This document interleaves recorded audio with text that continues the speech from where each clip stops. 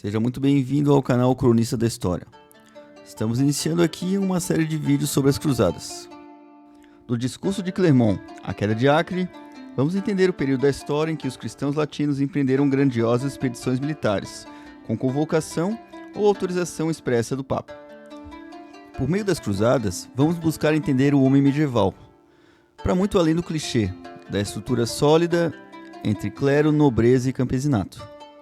E nesse primeiro capítulo, vamos buscar pistas sobre a transição da Roma Antiga para o feudalismo na Europa. Investigando a história dos francos, vamos tentar desmistificar um pouco sobre a queda de Roma e a ascensão dos povos germânicos e sua trajetória até se tornarem os leais soldados de Cristo. Começamos na Cidade Eterna. Por que Roma caiu? Roma, a cidade que dominou toda a grande área ao longo do mar Mediterrâneo, chega ao seu auge territorial com o imperador Trajano, em 117 d.C.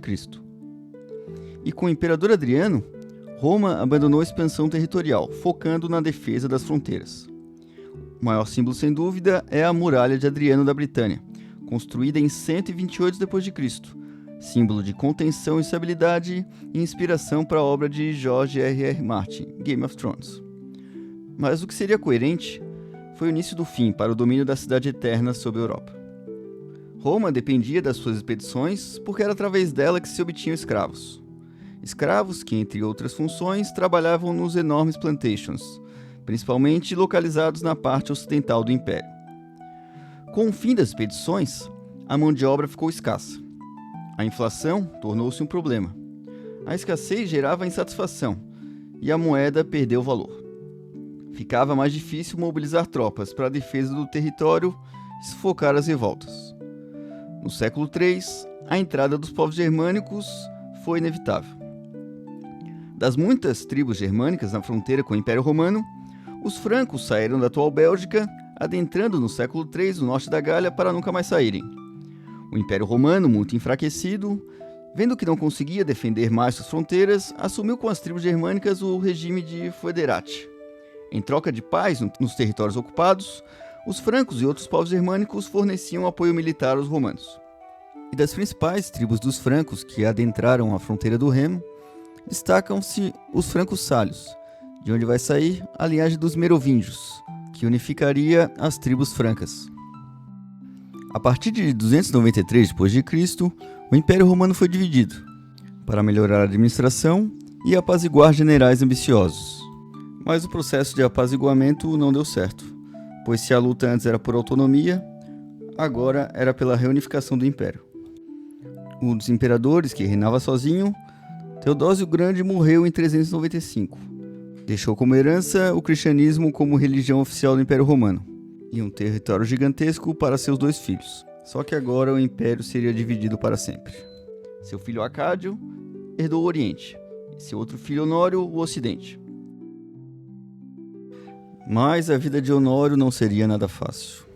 A queda do Império já mostrava sinais. Roma foi saqueada em 410 d.C., um ataque conduzido pelos visigodos liderados por Alarico. Mesmo com os bárbaros vivendo como federados dentro do Império, os conflitos e ressentimentos persistiam.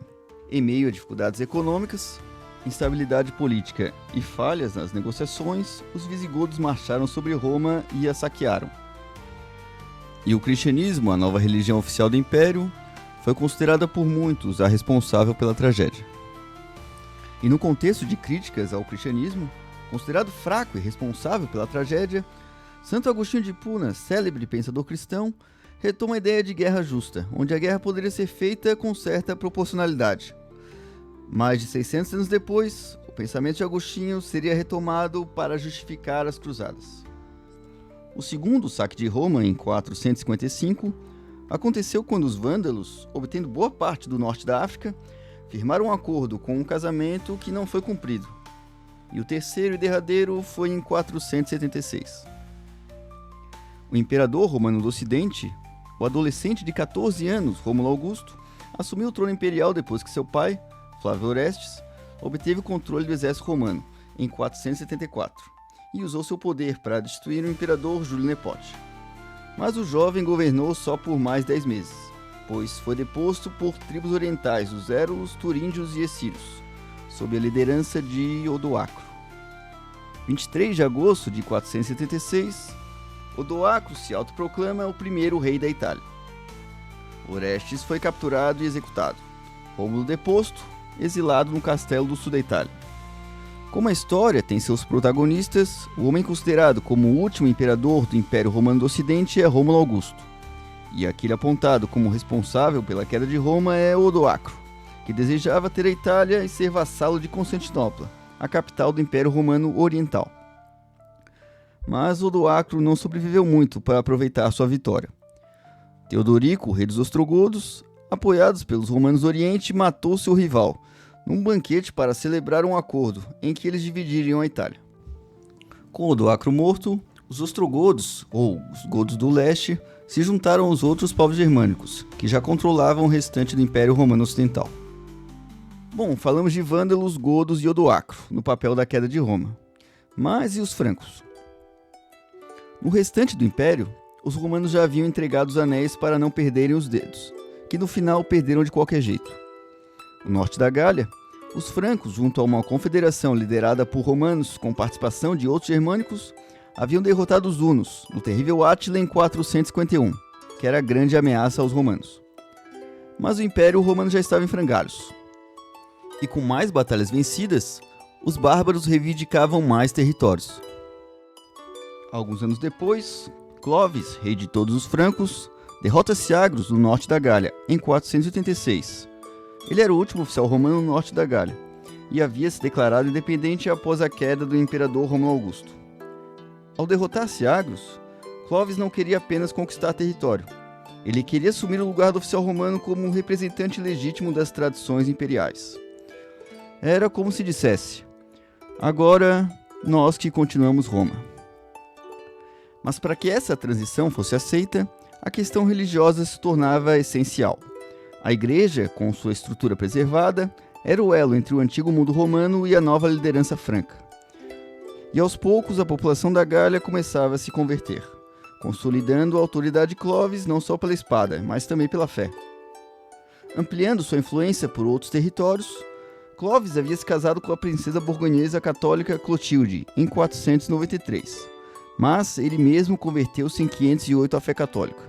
Isso foi uma mudança significativa em relação aos outros reis germânicos, como os visigodos e os vândalos, que adotaram a contestada religião ariana, que veremos mais à frente.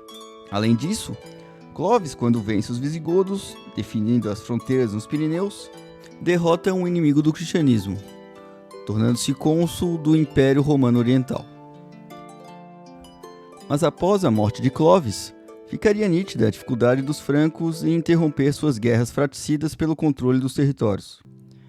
A dinastia dos Merovingios de Clovis se enfraquece até o ponto em que os Maire de Pallas, ou prefeito do palácio, uma espécie de primeiro-ministro, tomaria conta dos assuntos do reino e, sobretudo, do dinheiro. Vamos ter um capítulo para falar da ascensão do Islã. Por ora, podemos dizer que eles vieram da atual Arábia Saudita, conquistando diversos territórios. A partir do século VII, eles provocaram também mudanças significativas no mundo dos francos. Isso porque a invasão muçulmana, vinda da Espanha para a Gália dos Francos, resultou num duelo de civilizações, em 732, em que Carlos Martel, prefeito do palácio, saiu vitorioso e, com a bênção do Papa, tomou o controle do reino dos francos, para sua dinastia carolíngia.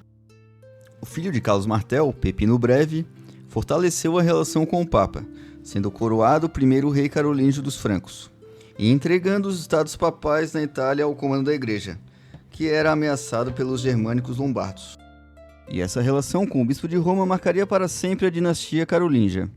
O ponto alto da aliança, sem dúvida, foi a coroação do filho de Pepino o Breve, que passou a ser o imperador romano-germânico Carlos Magno.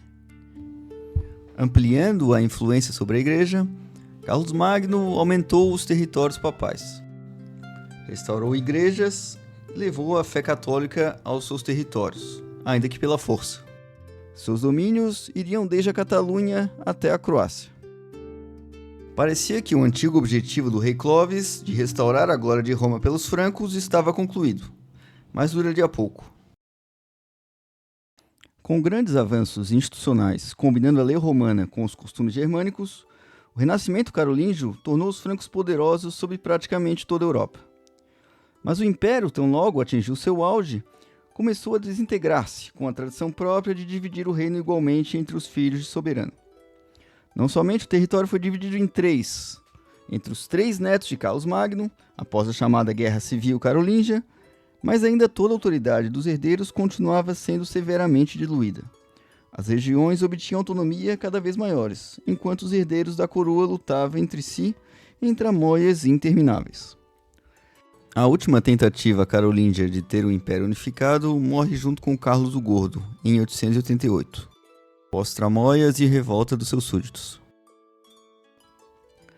Com a estabilidade na coroa, condes, duques e barões assumiram mais autoridade, com maiores territórios. No século X, o rei dos francos do oeste reinava verdadeiramente apenas sobre Paris e arredores. A linhagem dos capetianos, em 987, com o rei Hugo, sucedeu os carolíngios, que sumiram definitivamente da linhagem real. Com o rei Hugo, assumiu-se os contornos do que seria a França. Na Franquia do Leste, os territórios que passarão a contar também com boa parte da Itália, o título do imperador sacro romano-germânico voltou a ter mais importância, com a dinastia de Otto, em 962. Mas governava o império no nome, mas ainda fragmentado com príncipes e mais príncipes. Nem império, nem sacro, nem romano, como diria o filósofo Voltaire. O feudalismo havia se consolidado, e os francos dispersos não conseguiram restaurar a antiga glória de Roma. Por volta dos anos 1000, às vésperas das cruzadas, a Europa era um mosaico de feudos em constante conflito. Nesse cenário de fragmentação e violência, a Igreja assumiu um papel de canalizar essa energia para fora do velho continente, convocando os nobres europeus para lutarem a guerra justa contra os infiéis. Dos nascidos dos feudos da divisão do Império de Carlos Magno, o termo franco vira um sinônimo de europeu latino, ao menos para os guerreiros do Islã, que se referiam aos combatentes cristãos como os frangi, ou os francos. A fragmentação do poder dos nobres europeus, que como vimos remonta desde a queda de Roma, passando pelo desmonte do Império Carolíngio, fez com que mesmo sem a presença de um rei, conseguiu-se angariar tantas tropas na primeira cruzada. Veremos com detalhes ainda na nossa série. Outro ponto importante do enfraquecimento dos francos é a invasão dos vikings, que traria um componente a mais. Os normandos, descendentes dos vikings, terão seu capítulo à parte. E assim, encerramos a primeira parte da nossa jornada. Mas temos muitas perguntas ainda a serem respondidas sobre o mundo das cruzadas. No próximo capítulo, vamos estudar o remanescente das conquistas de Júlio César e Alexandre o Grande. A Igreja Católica se dividiu, e como as cruzadas foram uma tentativa de reunir o mundo cristão cada vez mais dividido. Se você gostou, curta nosso vídeo, siga nosso canal e acompanhe o restante da nossa jornada. Até lá!